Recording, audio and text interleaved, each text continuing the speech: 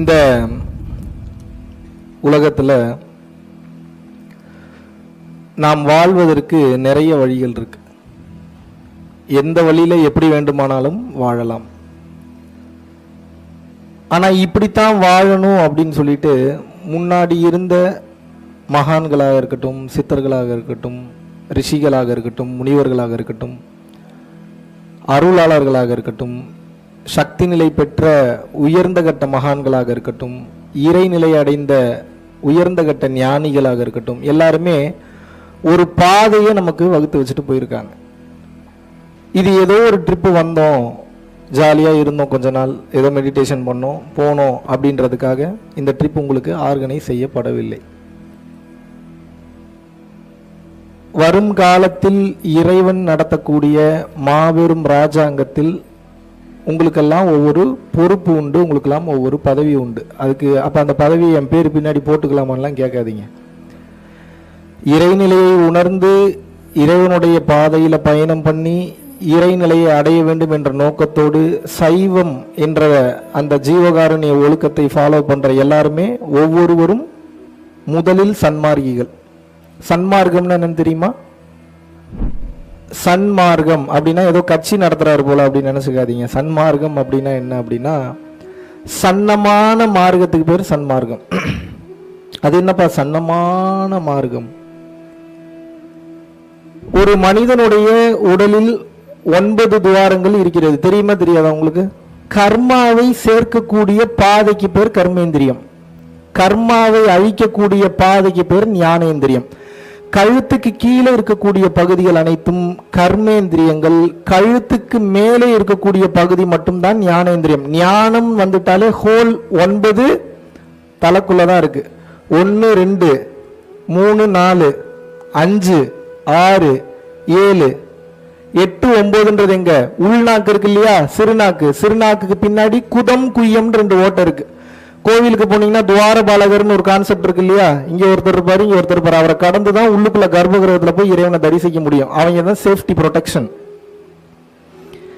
8 9 வந்துருச்சா நவதுவாரம்? 10ஆம் வாசல் என்ற ஒன்று இருக்கிறது. அந்த 10ஆம் வாசல்ன்றது அடைபட்டிருக்கு. அதை ஒரு மெல்லிய ஜவ்வு அடைச்சிருக்கு.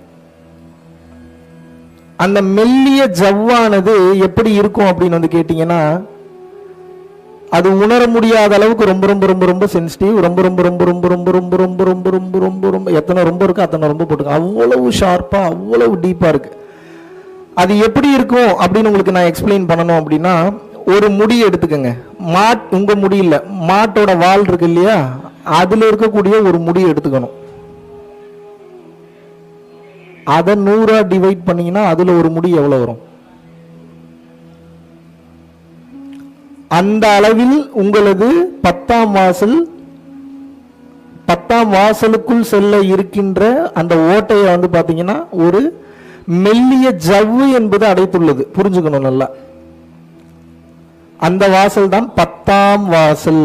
மாபெரும் யோக ரகசியம். இதை நான் ரொம்ப எளிமையா யூடியூப்ல சொல்லியிருக்கேன், பல கிளாஸஸ்ல சொல்லியிருக்கேன். இன்னைக்கு ரொம்ப எளிமையா சொல்லிட்டேன். இப்படி ஒண்ணு இருக்குன்னு கண்டுபிடிக்கிறதுக்கே 20,000 வருஷம் ஆயிடுச்சு நம்ம ஆளுங்களுக்கு. எத்தனை ஆயிரம் வருஷம்? இப்போ உங்களுக்கு எவ்வளவு எளிமையா கிடைக்குது பாருங்க. அந்த 10ஆம் வாசலை ஒரு மெல்லிய ஜவ்வு அடைத்துள்ளது. அந்த ஜவ்வு அப்ப எவ்வளவு சன்னமா இருக்கும்? சன்னம்னா என்ன? திருப்பூர் கோயம்புத்தூர்காரங்களுக்கு தெரியும், மெல்லிசா இருக்குன்னு அர்த்தம். அந்த சன்னமா இருக்கக்கூடிய அந்த வழி, வழி என்றால் மார்க்கம் என்று பொருள். அந்த மார்க்கத்துக்கு பேரு சன் மார்க்கம்.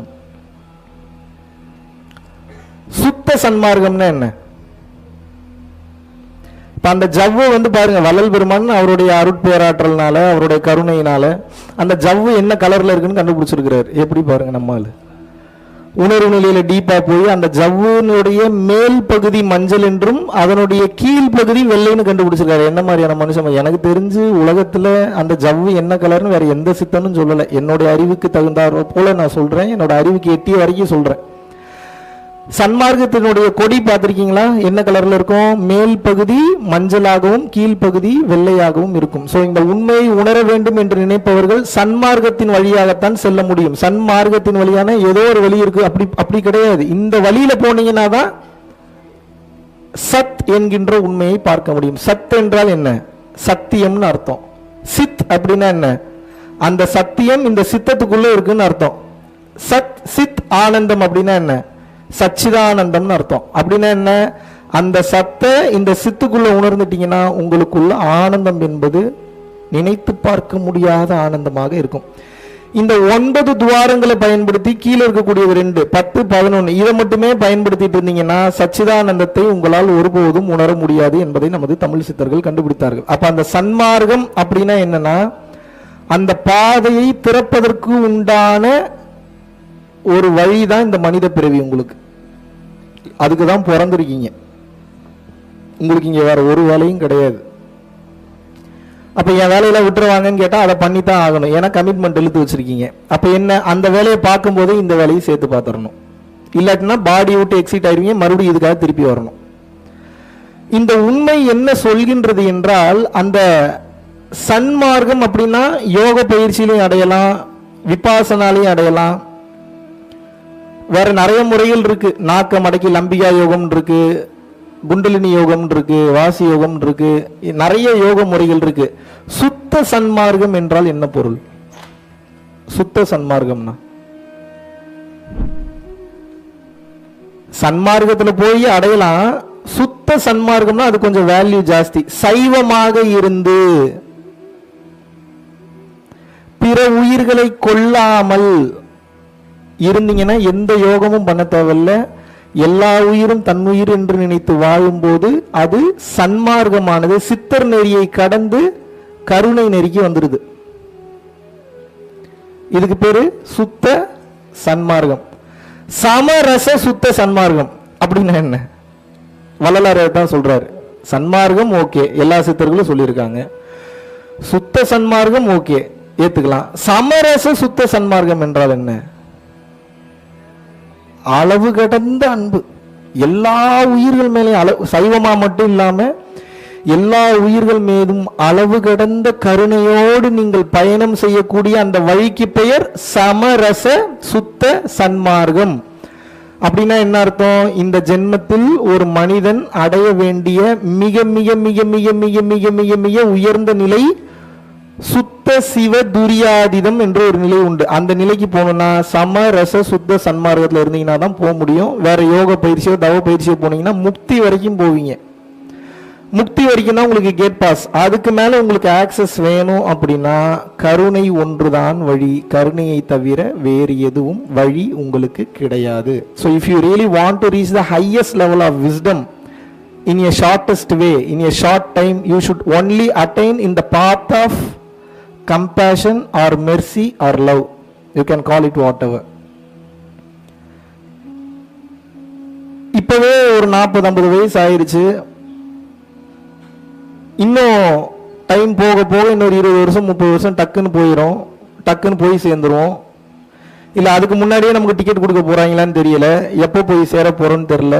எப்போது நாம் இறைநிலையை அடைய போகிறோம் என்ற கேள்வி உங்களது ஒவ்வொருவருக்குள்ளும் இருக்க வேண்டும். நீங்க யோக பயிற்சியில் அதை துறப்பீங்களா எனக்கு தெரியாது, கருணையில துறப்பீங்களா தெரியாது, இல்லை அமைதியா இருந்த அமைதி நிலையில துறப்பீங்களா தெரியாது. ஆனால் அதை துறக்கணும்.